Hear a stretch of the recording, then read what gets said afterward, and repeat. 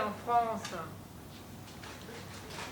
Écoutez, c'est très difficile de parler après Sylvain Sipel.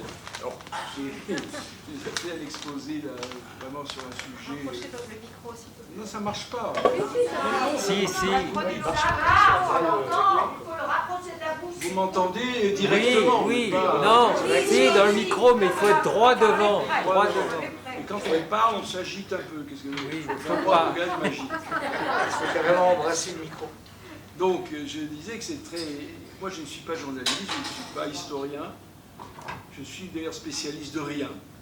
Et à propos de cette revival diasporique, pas plus tard qu'hier, je lisais dans une revue que vous connaissez peut-être, qui s'appelle K, une revue juive française, et qui parle justement d'un revival de la diaspora dans l'Europe, en particulier, curieusement, en Autriche, ce qui est quand même assez curieux. Donc, moi, j'arrive jamais les mains vides, je ne savais pas, donc je prépare quelque chose, je me dis, mais qu'est-ce que je vais leur raconter dans ce contexte de quelqu'un qui ne sait rien sur tout. À peu près. Voilà. Et donc, je me suis dit, au fond, le problème dont on devrait débattre a deux aspects. Le premier, c'est la question israélienne, et toute cette société israélienne avec laquelle j'ai des attaches familiales importantes, et où j'ai vécu aussi pendant un certain nombre d'années. Ça, c'est un des problèmes. Et le second problème, c'est, et qui n'a pas forcément un lien, qui a un certain lien, mais qui est essayer de comprendre qu'est-ce qui se passe en France. C'est d'ailleurs ces bribes de réflexion que j'ai inscrites dans mon livre, là, dont on a parlé, à savoir Le silence des prophètes. Ce n'est pas du tout un titre à moi, c'est le titre de l'éditeur. Avant d'entrer dans le négatif, comme vous, moi, la politique israélienne me fait horreur. Tous les jours. Si vous lisez Haaretz en anglais, par exemple, ou même en hébreu, si vous lisez par exemple, vous avez cette espèce de quotidien, à savoir de quelqu'un qui s'appelle Gidon Levy ou Amira Haas, qui tous les jours vous raconte ces horreurs qui se passent dans les territoires, ou éventuellement même au-delà de la ligne verte. Mais je voudrais quand même, avant de rentrer dans le négatif, vous dire l'émotion que j'ai éprouvée il y a, je crois, une semaine, en lisant dans Haaretz un long interview de quelqu'un qui s'appelle Meni Mazouz. Peut-être ce nom ne vous dit rien, vous avez d'ailleurs tort, ça ne vous dit rien. C'était le conseiller juridique du gouvernement israélien pendant plusieurs années, après quoi il est devenu membre de la Cour suprême. Je crois que je ne me trompe pas. Moi j'ai beaucoup de sympathie pour lui, d'abord parce qu'il est comme moi tunisien. C'était un petit gars de Djerba, qui est arrivé en Israël à 1 an, et comme tous les juifs d'Afrique du Nord, vous connaissez la façon dont ils ont été reçus, très sympathiquement, dans des camps, comme ça pour leur donner un peu le goût ce que c'est qu'un camp, puisqu'ils n'en ont pas connu. Et puis on les a envoyés dans des villes de développement, celle de Netivot. J'ai été à Netivot, je peux vous dire que si vous voulez attraper une dépression nerveuse, vous faites un petit séjour à Netivot. C'est une ville sinistre. Il était à Netivot, et cet homme-là, ce garçon, d'abord au départ, comment a-t-il fait? Il est arrivé jusqu'au sommet, vraiment il a du mérite, il a 65 ans, 66 ans aujourd'hui, il est arrivé au sommet de l'institution israélienne, et il a démissionné de la Cour suprême. Et donc le journaliste de Haaretz lui demande, pourquoi vous démissionnez? Vous avez un poste superbe. Il dit, j'en pouvais plus. Il dit, pendant mon mandat, comme conseiller juridique, je ne sais pas exactement, à tourner, je ne sais pas comment on appelle ça. Comment? Je me suis battu à chaque fois. Je trouve scandaleux.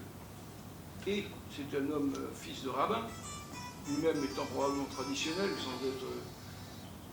Quand il y a un acte terroriste qui est commis en Israël, dans les territoires, un jeune homme donne un coup de poignard à quelqu'un, on détruit la maison des parents. Ces maisons arabes, souvent, renferment des familles élargies, qu'on appelle les hamoulas. Et il a dit, mais ça, c'était insupportable pour moi. Je me suis battu pendant des années pour empêcher les destructions. Il dit, la Torah nous enseigne, la Torah, tu ne poursuivras pas la faute du fils sur le père, et tu ne poursuivras pas la faute du père sur le fils. Et nous, on détruit des maisons. Il a dit c'était insupportable. J'ai réussi à empêcher cet acte de barbarie, c'est de la barbarie. Je ne sais combien de fois, malheureusement pas assez, parce que cette Cour suprême, soi-disant libérale, elle n'est pas si libérale. Pour l'affaire de Cheikh Jarrah, elle joue un rôle plutôt néfaste, bien que, bon, enfin bref, c'est un peu compliqué. Donc, ce petit gerbien débarqué en Israël, qui tient ce discours, moi j'ai eu des amis en Israël comme Uri Avneri, un homme merveilleux. J'ai connu aussi Yeshayahu Leibovitz, dont j'ai traduit 7 ouvrages. Ce sont des hommes, vraiment, vous n'avez pas idée, dans cette société si négative et si oppressante, il apparaît de temps en temps des personnalités hors normes, qu'en France, vous ne verrez jamais. Aucun de nos intellectuels français ne peut se comparer à Leibovitz, ou à Uri Avneri, ou à Guidon Lévy, ou à Mehmeni. Donc je voulais dire quand même ce mot. Moi-même, j'ai été longtemps sioniste. Et comme je suis un peu psychotique, mon maître Lacan disait le psychotique, c'est celui qui agit selon qui a une certaine rigueur. Si vous êtes sioniste, vous allez en Israël. Ah. Eh bien, j'ai fait ça. J'ai vécu dans le 16e, là-bas. Et puis, j'avais un bel appartement et tout. Un jour, je dis à ma femme, on s'en va, mais tu as épousé un cinglé, tu dois suivre. Elle a suivi. Femme admirable. Et là, elle m'a quitté il y a un an, et emportée par la maladie, sur laquelle j'ai consacré. Et vraiment, mon alia a été le grand traumatisme de ma vie. Je m'attendais à arriver dans une société fraternelle, tralala, nous les juifs ensemble. C'est quand même sympa. Pas comme en Tunisie, dans l'ambiance que vous avez, les gens, plus ou moins. Eh bien, c'est une société qui a exclu de son comportement, sauf exception, des mots comme gentillesse. Ah, il n'y a pas de gentillesse. Si vous savez, tout j'ai écrit un livre d'ailleurs là-dessus qui s'appelle Comment faire son alia en 20 leçons, qui est devenu un film, mais le film n'a pas eu de succès, et puis d'ailleurs il est mauvais, avec Depardieu et Fanny Ardant, avec ça s'appelle. C'est vraiment, j'ai souffert le martyre pendant 3 ans. Il fallait tout le temps avoir un avocat ou 2, tout israélien, tout français bien constitué, un psy. À peu près, dans le milieu qu'il y a le nôtre, c'est à peu près le cas. Où il a eu. Je me fais suivre. Je suis suivi. En Israël, tout le monde a un avocat, même 2. Moi, j'en avais 2. Et chaque semaine, on ne faisait pas une séance chez le psy, on faisait une séance chez l'avocat. J'en avais un à Tel Aviv pour mes affaires tel-aviviennes. Et j'en avais un à Jérusalem pour mes affaires Jérusalem. Toutes les semaines, j'allais le voir. Donc, voilà, ça c'est, comme je ne suis pas spécialiste, je vous fais part de mon expérience vécue. Et souvent, je leur disais, j'ai fait une fois une émission à la radio israélienne, et je disais, quand on voit comment vous traitez les Juifs dans ce pays, je comprends, j'imagine comment vous traitez les Palestiniens. Je trouve qu'on est extrêmement indulgent à l'égard de la société israélienne. Si vous parlez avec les Juifs français, dire qu'est-ce que vous voulez, ils ont une vie tellement difficile, ils sont en guerre, ils sont menacés. Mais qui les menace aujourd'hui? Et c'est eux qui menacent. C'est eux qui menacent. C'est eux qui menacent, qui veulent faire la guerre à l'Iran tous les jours. Et c'est une folie, faire la guerre à l'Iran. Ça a été chiffré, paraît-il. Si on fait la guerre à l'Iran, ça va coûter 700 à 800 morts israéliens. Ah bon? Le goût de Barak a lancé ce chiffre. Donc, voilà ce que je voulais dire quand j'ai été en Israël, ce que j'ai gagné de cette alia, parce que j'ai gagné des choses. J'ai gagné l'apprentissage de l'hébreu et j'ai gagné la rencontre de cet homme exceptionnel qui s'appelait Yeshayahu Leibovitz. Je ne sais pas si vous le connaissez. En France, on le boycotte. Pour le publier, ça a été la croix et la bannière. Heureusement qu'il y a des éditeurs catholiques qui m'ont publié mes traductions. Mais des gens comme BHL ou Antovet, ou des gens de chez Grasset ou ailleurs, ont tout fait pour que la parole de Leibovitz parvienne. Je vous rappelle sa parole de 1967, après la guerre des 6 jours, nous étions tout le monde juif, et les intellectuels juifs en particulier, les André Neyer, les machins, les Eliane Amadou, les Valazi, les Lévinas, tous ces gens-là étaient dans une excitation pas possible. Leibowitz a dit cette victoire militaire est le plus grand désastre de l'histoire juive depuis le Shoah. Il faut vraiment avoir une lucidité. C'est un homme très pieux. Il faut avoir une espèce de vista, de lucidité que peu d'êtres humains possèdent pour dire cette chose-là, en disant bientôt nous allons opprimer un autre peuple, notre agriculture va être détruite, nous allons nous transformer en un peuple de flics et d'espions, etc., etc. Est-ce que je peux raconter une anecdote sur les Sur Leibowitz, vous l'avez connu? Un petit peu. Alors lui, par contre, c'était un homme... Bon. Leibowitz, 3 mois après la guerre de juin 67, il passe dans un talk show. Il est interviewé par un célébrissime journaliste israélien. Et le journaliste lui dit, évidemment, vous avez été au mur d'alimentation. Vous avez été au mur d'alimentation. Il dit non. Il dit, vous n'avez pas été... C'était tout Israël défilé devant le mur d'alimentation, etc. On a reconquis la ville sainte. Bon. Et vous n'avez pas été. Mais pourquoi vous n'avez pas été? Et Leibowitz dit, mais parce que pour faire mes besoins naturels, je n'ai pas besoin d'un mur, j'ai des toilettes à la maison. Et à ce moment-là, le type est totalement sidéré. Il bégaye, quoi. Il dit, mais vous blasphémez, vous blasphémez. Et Leibowitz dit, c'est moi qui blasphème. C'est vous. Je croyais que notre Torah, bon, nous enseigne qu'il n'y a pas d'autre Dieu que Dieu.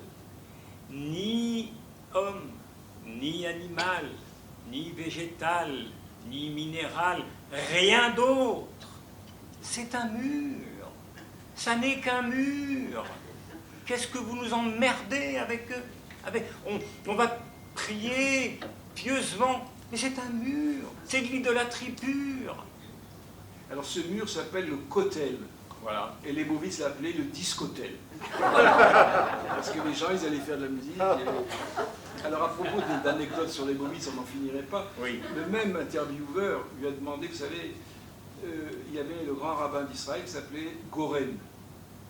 Et Goren, descendu en parachute, parce qu'il était le rabbin des militaires, mais après il va devenir grand rabbin Ashkenaz, parce qu'il y a des grands rabbins Ashkenaz, des grands rabbins séfarades.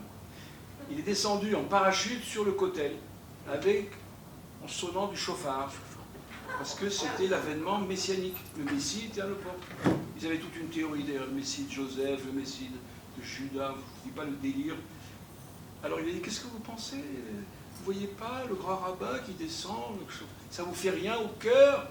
Il dit, écoutez, chez le prophète Isaïe, il est dit que le Messie arrivera sur un âne.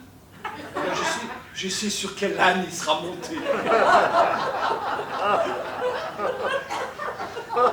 J'ai le bonheur de l'avoir connu personnellement. Et je peux vous assurer que dans l'intimité, c'était l'homme le plus fin, le plus gentil. Il y avait une chose que je lui reproche, c'est quand il vous invitait à dîner ou à déjeuner, vous étiez obligé d'aller au restaurant après. Parce qu'il était tellement frugal. Mais invité 2 fois, j'ai eu très très faim après. Bon. Mais vous savez, le jour où il est mort, pour moi, ça a été un peu comme la mort de mon père. Et je l'ai pleuré pendant plusieurs jours. Bref, donc vous voyez que la complexité israélienne, vous avez un type qui s'appelle Rafi Walden. C'est le médecin directeur de l'hôpital de machin. Vous savez ce qu'il a fait? Il a fait une association de médecins qui vont soigner les Palestiniens. Ils ont monté des trucs. Mais Rafi, quand je le vois, il me dit, mais qu'est-ce que je fasse? Il m'a dit, Gaza, c'est quoi? C'est une prison. Et ces gens-là, c'est quelques merveilleuses personnes que j'ai eu la chance de connaître et d'apprécier. Moi, le sujet sur lequel je me suis un peu, je ne sais pas, ce que je vais vous dire n'a peut-être pas grande valeur, mais je pense qu'il y a une chose à faire. Si on veut changer les choses, il faut, moi je suis psychanalyste quand même, c'est d'analyser les choses, c'est-à-dire de les comprendre et de voir un peu comment la structure de la chose est faite. Et c'est la question de la société juive française. La société juive française, c'est un sujet, aujourd'hui ils sont tous alignés comme un seul homme, presque comme un seul homme, sauf quelques personnes, une cinquantaine de personnes ici présentes, peut-être quelques autres, sur la politique. Je me rappelle une fois à la synagogue, parce que moi j'ai une petite pratique religieuse, il y a quelqu'un qui était assis à moi. Tu te rends compte, ce Rivlin, c'est un salaud, le président d'Israël, qui était un homme qui avait des côtés positifs. Il était arabisant, son père avait traduit le Coran, etc. Alors en France, comme on l'a dit, critiquer Israël, c'est être antisioniste. C'est donc être antisémite. Il y a un affreux personnage, d'ailleurs, dont la pensée est aussi laide, je ne veux pas dire que la personne, parce que vraiment il est moche, hein. Il y a des gens vraiment moches, qui est député, qui s'appelle Habib. Il vient d'une famille qui a fabriqué beaucoup d'alcool de Bourg. C'est un alcool très agréable à boire, d'ailleurs moi je l'aime beaucoup. Je me demande si cet alcool n'a pas détruit quelques neurones. Et c'est lui qui est à l'origine de cette motion disant que toute personne anti-sioniste est antisémite. Il a été même plus loin parce qu'il y avait une pétition signée par des professeurs israéliens aussi et français. Je devais être le 300e dans la liste là. Et il a dit, ces gens-là sont pires que des capots. Alors le mot capot revient souvent quand vous êtes juif libéral, vous êtes un capot aussi pour les orthodoxes. Tout à l'heure on aurait pu évoquer si les libéraux, les juifs libéraux américains ont pris cette position, c'est à cause de cette trahison de Netanyahou qui leur avait promis un petit bout du kotel pour faire la prière, les hommes et les femmes réunis. Et comme les orthodoxes ont mené une guerre contre cette décision, si tu fais ça, on quitte le gouvernement, et comme son gouvernement tenait à 2 ou 3 mois, et ça, les rabbins libéraux ne lui ont pas pardonné. Donc ce que j'ai essayé de faire dans mon livre, c'est de réfléchir comment on est arrivé là. L'histoire du judaïsme français est une histoire passionnante, qui a des pages, si j'étais jeune, je suis encore jeune d'esprit, mais mes artères, elles, de temps en temps, elles me disent que fais gaffe. L'histoire du judaïsme français, à partir d'un certain moment où on a quitté ce courant qu'on appelait les Israélites, et on est redevenu juif, ça va être une histoire qui a des pages de lumière, mais aussi des pages sinistres. Mais il faudrait étudier, faire une histoire de tout ça. Ça a commencé à peu près au moment de la Seconde Guerre mondiale. Je crois. Encore une fois, je ne suis pas historien, donc ce que je vous dis, c'est à prendre avec des pincettes. Cette histoire, elle s'est construite sur l'arrière-plan de la Shoah. Toute cette histoire épouvantable, ces enfants qu'on a déportés, ces gens qu'on a déportés, etc. Et il est apparu dans la population juive des mouvements de résistance. Il y en a un que vous connaissez tous, c'était celui de l'affiche rouge d'Aragon, le groupe Manouchian. En fait, tu es tous juifs à part Manouchian. Hein?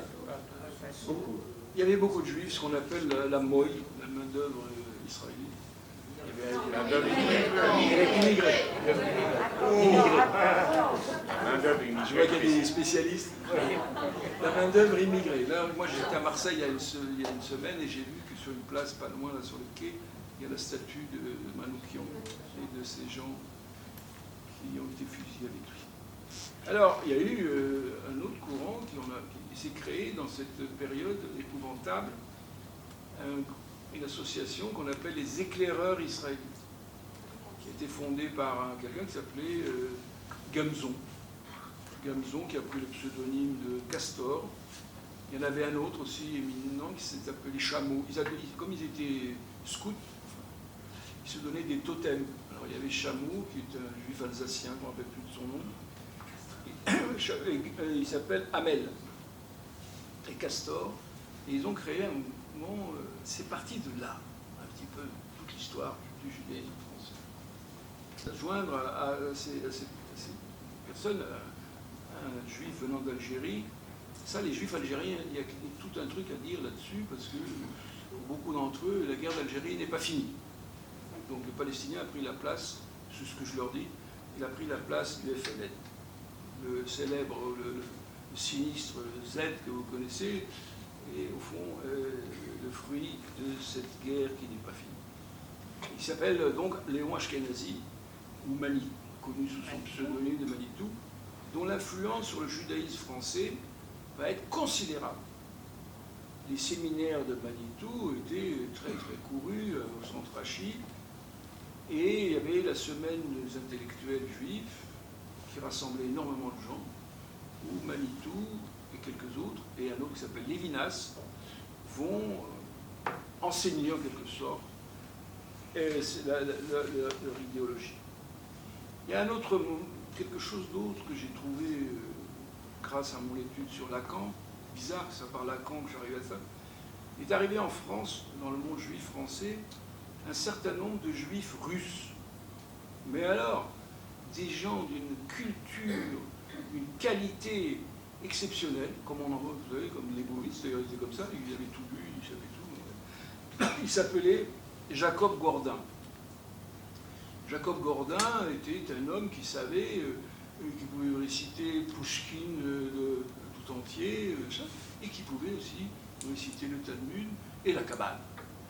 Le grand mot est lancé, la Kabbale. Il n'y a pas pire poison pour l'esprit humain, à mon avis, que la Kabbale. C'est ce que m'a dit un jour Leibovitz. Il m'a dit, Maïmonide a dit, le Shiur Koma, c'est un des premiers livres de la Kabbale du Moyen-Âge, il avait dit c'était une œuvre d'un idolâtre. Et il m'a ajouté, pour moi, il n'y a pas que Shiur Koma, toute la Kabbale est idolâtrique. Donc tous ces gens-là, ce Gordin, il y avait une autre personne assez intéressante qui s'appelait Manuel Reiss, peut-être ça vous dit quelque chose, qui a été l'ami de Jacques Lacan. Il était le bibliothécaire de l'école sciences, comment on appelle ça? Languezo, là-bas, à la rue de Lille. Donc il était au 2 et Lacan le 5, il traversait la rue, bon les deux, bon, bref. Et Lacan cherchait à s'initier au judaïsme et c'est par ce canal-là. Tous ces gens-là, Gordin va jouer un grand rôle, Gordin et Ashkenazi vont jouer un grand rôle. Comment ils ont pu fusionner leur... justement par cette passion qu'ils ont pour la Kabbale. Et qui dit Kabbale, dit messianisme. Le Messie, après ses souffrances de la Shoah, qui seraient les souffrances de l'arrivée du Messie, eh bien, ça va être messianisme. Le messianisme, c'est pour ça que j'ai écrit un livre qui s'appelait Les Biblioclastes, et ces gens-là vont trouver un terrain commun autour de ces études de la Kabbale qui vont prospérer un peu partout. Les études talmudiques, les études de Maïmonide, par exemple, ce grand rationaliste. Si vous savez ce que dit Maïmonide, quelquefois, on penserait que c'est une parole d'athée. Voilà. Et ils vont former ensemble, ils vont créer une école. Bon, je crois que Gordin était déjà mort. L'école d'Orsay. L'école d'Orsay avec Manitou, avec des gens comme... il y avait beaucoup de gens autour de ça, il y avait André Neher, des gens remarquables, au point de vue intellectuel, des gens comme Yann Amadolini Balinzi, et bien d'autres dont le nom est moins connu et que j'ai sans doute oublié. Et Lévinas, dont on sait le prestige qu'il a, va basculer dans ça. Et évidemment, avec une armée comme ça... Et donc la guerre des 6 jours va faire écho immédiatement avec cet état d'esprit, cette idéologie. Le Messie qu'on vous prévoyait, il est là, il est arrivé. Et ils ont, une bonne partie d'entre eux, ont fait leur aliyah à ce moment-là. Eliane, qui est une femme d'une générosité, d'une gentillesse incroyable. Eliane, Valenzi, André Neher, et bien d'autres, vont faire leur aliyah. Et aussitôt arrivés en Israël, ils vont être dans le camp de l'extrême droite.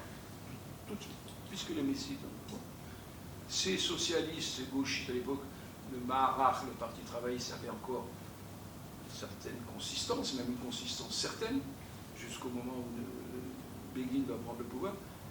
Pour eux, c'était le Messie de Joseph. Alors ils ont une théorie, il y aura d'abord le Messie Ben Yosef de Joseph, qui prépare la route par la guerre, qui prépare la route au Messie Ben Yehuda, le Messie de Juda. moi, je suis psychanalyste, ça ne s'occupe pas beaucoup des psychotiques, ça s'occupe des névrosés. Donc là, on est en pleine psychose. Et voilà, moi j'étais très ami avec Eliane Amadou-Benazzi, elle était choquée à mort de ce côté-là. Le Messie était partout, il arrivait. Donc, ça va donner, au moment de la guerre, par exemple, au moment des accords d'Oslo, moi j'écrivais dans un petit journal, j'avais une petite chronique. On n'entend plus rien du tout. Eh bien oui, on n'entend rien du tout. Il faut parler un peu plus fort. Donc je me souviens d'une déclaration de Léon Askenazi, donc Manitou, qui avait une femme qui s'appelait Bambi, c'est joli quand même. Bambi, tu viens? Bon. Manitou, j'arrive. Un dialogue assez charmant. Et il avait dit, ces accords d'Oslo, je cite de mémoire, c'est la destruction du judaïsme, on est en train de déjudaïser Israël. Alors Manitou avait une théorie, il avait dit, nous étions juifs et maintenant nous sommes des Hébreux. Il fallait devenir des Hébreux. Alors, ils étaient Hébreux. Il ne faut pas faire la liaison parce que c'est un peu gênant, des Hébreux. Des Hébreux. Bon. Et il a écrit un article là-dessus, il y a une campagne qui allait préparer, vous savez, la campagne qu'il y a eu contre Rabin, dont on peut dire tout ce qu'on veut, mais quand même, qui va conduire à l'assassinat de Rabin. Eh bien, ils en ont fait partie. Plus ou moins, ils étaient dans... Moi, je sais qu'il y avait un type, c'est le rabbin du Technion de Haïfa, qui était l'ami d'Eliane, et que moi-même j'ai bien connu, parce que bon, et qui a été à un moment donné, dans l'enquête qu'on a menée après l'assassinat de Rabin, qui a été interrogé, qui a été un peu... voilà. De toute façon, l'assassin de Rabin, on a beau dire tout ce qu'on veut, c'était un complot qui comportait beaucoup de gens. Et Netanyahu n'étant pas le dernier, et on a poussé les choses jusque-là. Et puis il va y avoir deux apports nouveaux, les Juifs d'Algérie, qui ont une virulence, je ne dis pas tous, hein, bien sûr, mais enfin parmi eux, moi je me rappelle, j'ai une belle sœur comme ça, qui sont arrivés en France avec une haine, une hostilité à l'égard de tout ce qui est musulman, arabe, et qui avaient le trauma. Ils avaient vu les attentats, il y a eu des gens qui ont subi des pertes. Le FLN, ce n'est pas des gens très, très fréquentables, et qui sont arrivés en France et qui vont nourrir ce courant hostile, ce courant ultra-nationaliste. Et je vais terminer par... Il va arriver quand même un supplément d'âme, hein, qui a été vraiment imprévu. Vous savez, il y a une école qui s'appelle à la rue d'Ulm, je ne sais pas si vous connaissez cette rue, il y a une école qui s'appelle l'école normale supérieure. Et vous avez là des gens qui sont entrés dans cette école, qui ont tous des QI à 160 peut-être, mais qui sont des abrutis finis.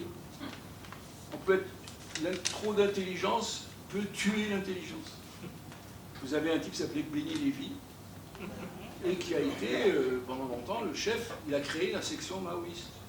Il avait avec lui des gens, moi j'en connais certains, je vous assure, je me sens tout petit à côté d'eux, parce qu'ils ont une espèce de machine dans la tête pour aller, qui s'appelle Jean-Claude Milner, les frères Miller, Benny Lévy, tout ça. Et, par quel mystère de la Providence, ces maoïstes révolutionnaires qui s'est agenouillé devant le petit livre rouge, paf, en 2-3 ans, ils deviennent, pas tous, ils deviennent des religieux extrémistes, hyper-sionistes, lévinassiens, et quelqu'un comme Benny Lévy va devenir le chef de file de tout un courant. Il va même créer une école, je ne sais pas quoi, un truc, à Jérusalem qui s'appelle le Centre Lévinas. Alors, je sais qu'on n'a pas le droit de dire du mal de Lévinas, parce que c'est l'icône du judaïsme français. C'est certainement un très grand philosophe, je ne peux pas le juger, parce que moi, chaque fois que j'essaie de lire, je ne comprends rien. Un phénoménologue, et moi, la phénoménologie, c'est pas tellement fort. Comment j'ai pu porter ce jugement sévère sur Lévinas? C'est qu'un jour, moi je crois, vous êtes peut-être tous athées, mais moi je crois dans la providence. Chacun ses défauts. Hein. Et donc cette providence, un jour, m'a dit, te couche pas, regarde les infos sur FR3. C'est ce que j'ai fait. Et sur FR3, ce jour-là, exceptionnellement, je ne regarde jamais FR3. D'ailleurs, je ne regarde plus la télé, mais bon, ça c'est autre chose. Il y a Lévinas. Et c'était au moment où Tsahal, l'armée israélienne, bombardait Beyrouth, une capitale du monde arabe. Et bien Tsahal, ça ne les dérange pas, ils ont bombardé, et donc Beyrouth, comme vous le savez. Et on lui demande à Lévinas, qu'est-ce que vous pensez des bombardements de Tsahal sur Beyrouth? Qu'est-ce qu'il répond, ce monsieur, grand philosophe? Comme quoi, il faut bien qu'Israël se défende. Vous vous défendez en bombardant une capitale d'un pays arabe. Si vous vous branchez sur Jérusalem et vous écoutiez Leibovitz, qu'est-ce qu'il a dit à l'époque sur ça? C'est vous qui l'avez suggéré tout à l'heure, il a dit, ce qui se passe là, ce que fait Tsahal au Liban, c'est du judéo-nazisme. Ça lui a valu, comment a-t-il osé dire cette phrase? Alors vous voyez, moi j'ai esquissé un peu ces grandes nervures, je crois, enfin je les ai connues parce que je les ai vécues en partie. J'ai tout vécu, moi je n'ai pas été maoïste, j'étais communiste, j'ai fait tout ça, et j'ai été religieux, j'ai été les bégounés-gouvitiens, tout ce que vous voulez, lacaniens, bref. En Tunisie on a un plat qu'on appelle la shakshuka. Donc je me suis fait ma shakshuka intellectuelle comme ça. Donc voilà ce que je voulais vous dire. Je ne sais pas si ça a une certaine valeur. Et bien si ça n'en a pas, ben, vous êtes venu pour rien. Merci.